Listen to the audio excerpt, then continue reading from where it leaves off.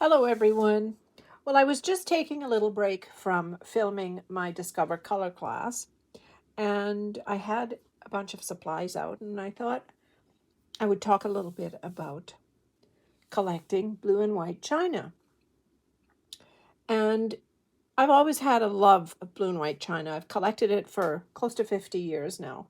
But when I got into miniatures, I decided, okay, I needed to have some blue and white china for my miniature collections.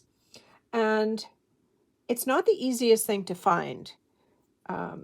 Certainly not as commonplace as looking for the large life-size pieces. Anyway, I've accumulated a fair amount, but I wanted to share with you some tips about what you can use them for. And it's not just about teacups and dinner place settings. I found that they come in many shades. Cobalt blue is usually, that's the real dark blue. Cobalt blue is the ink or the color of the ink that is used for most of the blue and white. Also that indigo shade, which is a blue violet. And if you're wondering blue violet, think in terms of denim. All your blue jeans fall into that color family of blue violet. It's not a green blue. It's definitely a violet blue. There's a lot more red in that blue. So I found that in looking, the strangest things can pop up in different places. Like, for example, these tiny little bowls. And I found a bunch of them in Chinatown, where they were used for soy sauce. And I've also seen them where they were used for wasabi in Japanese settings. So what would you do with a bowl this size? Well, it's a little bit big for a 1/12 scale, but think in terms of a wash basin, a plant pot, a container to pile high with fruit, to sit maybe on a lower table, a wash sink in a bathroom if this was recessed a bit to lower it into the cabinet, and then with the faucets set up just behind it. So just a simple little bowl like this, and I think these were, if I recall, they were less than $1 each. I found a dozen of these at a thrift store one day. Somebody told me what they were, but I don't remember. I thought they were for toothpicks. They're part of a dinner place setting, and they had the blue onion pattern, china pattern on them. So I thought they made really cute plant pots, and that's what I use them for. And you can have different types of plants. Like, for instance, this one, I put a little bird's nest in it. Another thing that you might find more commonplace are the wash basins and jug. And this is usually from the old brass miniatures that were collectible back in the 70s. If you're not fond of the brass wash set, or it doesn't fit with your theme, the jug looks great with dried flowers in it, or just sitting in the corner on the floor, just to give you that illusion of a blue and white collection. Tea sets, where you get either the tea pot or coffee pot, the cream and milk, and usually 2 saucers and 2 cups. Those are more commonplace. But I found this set, I don't know if you can see it over there, this set on Temu. And it is the blue onion pattern. It has a little tiny gold rim around the edges. And I thought it was really pretty. The design was simple enough and fairly thin. Sometimes you find them and they're really chunky. This was fairly thin. Now, what I have found with this set, you get 4 plates, 4 cups, 4 saucers, the cream and sugar, and your teapot. Is buy 2 sets. That way you get 8 plates.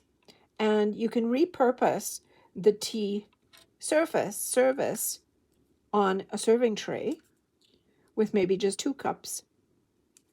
But then you've got either dinner plates, or you can mount these on a shelf, and they bring in the essence of blue and white china, because if you have 3 of them on a shelf in a room and then you sporadically place other bits and pieces of blue and white, you can pull a theme together quite easily.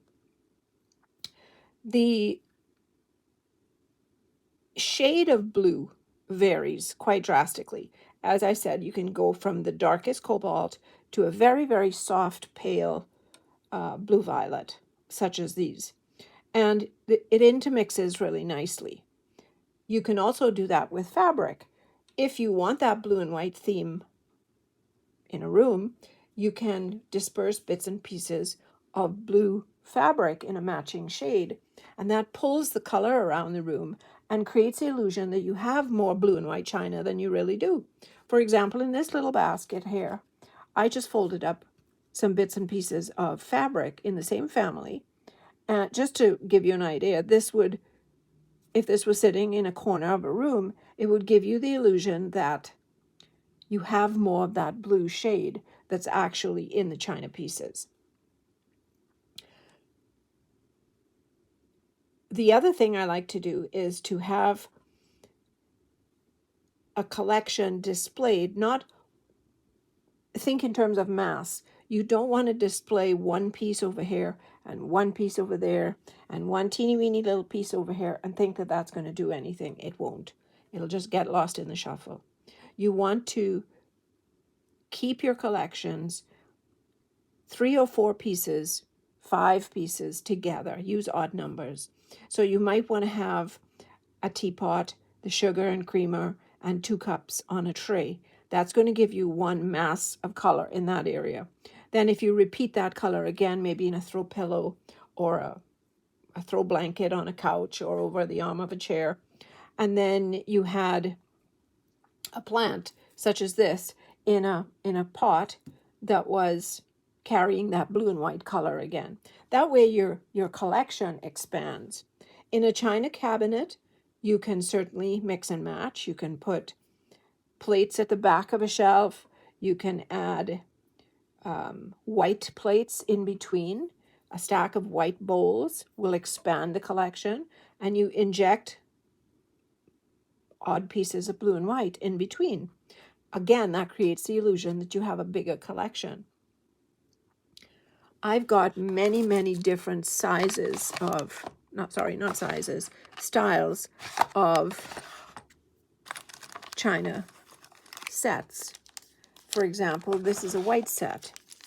And if I wanted to expand my blue and white collection, say on a china cabinet or in a dining room, I could certainly mix this white set in with my blue and white, and that's going to give me bigger numbers. So it's going to look as if I have a bigger blue and white set. I could also use blue as my tablecloth, or a simple striped pattern, a blue and white stripe, either as a table runner or placemats or seat covers, anywhere that I'm going to push my collection to expand the look of the whole room. Blue and white goes with most styles, even with modern contemporary styles. You could have, for example, you could have a plant such as this sitting in a modern room and it would fit right in. Obviously, you're not going to go for the whole cottage look, with all the bits and pieces in a more modern setting, but you're certainly going to be able to inject that blue and white here and there. So these are just a few hints. This is a little plant pot that I found at a thrift store, and one day I'll use it filled with a nice fern or a palm.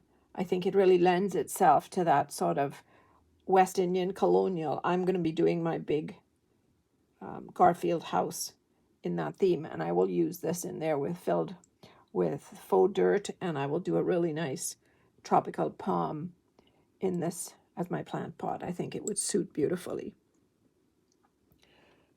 as I said before, plates on the wall, a collection of plates. You could have different blue and white plates in a beautiful collection on a wall, going up over a doorway or over a sideboard. Lots of ways to display, even in an easel sitting on, I make a tiny little easel out of toothpicks, sitting on a dresser. Again, creates the illusion of a blue and white collection. This little piece I absolutely love. It's a tiny little casserole dish, at least that's what I think it is, in the shape of a duck. This is one of my favorite little pieces. It would be beautiful on a sideboard in a cottage style dining room. Sometimes when I go to the thrift store, I'll come across collectible spoons, and on the back of the spoon there might be a Delft emblem. And here's one that I have a bunch of them saved in another container, but here's one that got into this collection, and that's what this is from. It fell off, or it was glued onto the back of a spoon from Holland, and I pried it off. I didn't want the spoon, but I wanted the emblem. Now what would I do with this? I could find a bowl where it would become the lid. It might be the cap on a glass jar, would probably fit as the as the lid for a glass jar. So lots of different things I could use that for. This is like an old bean pot, and so is this one.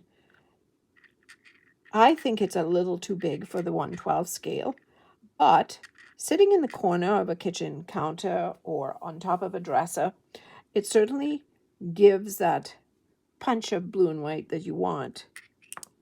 And you could even just display it with a plant in it and put the lid off to the side, just to give you the color. So there's lots of different options when displaying blue and white. And I just thought of this as I was packing everything away and wanted to share it with you. So stay tuned for lots more.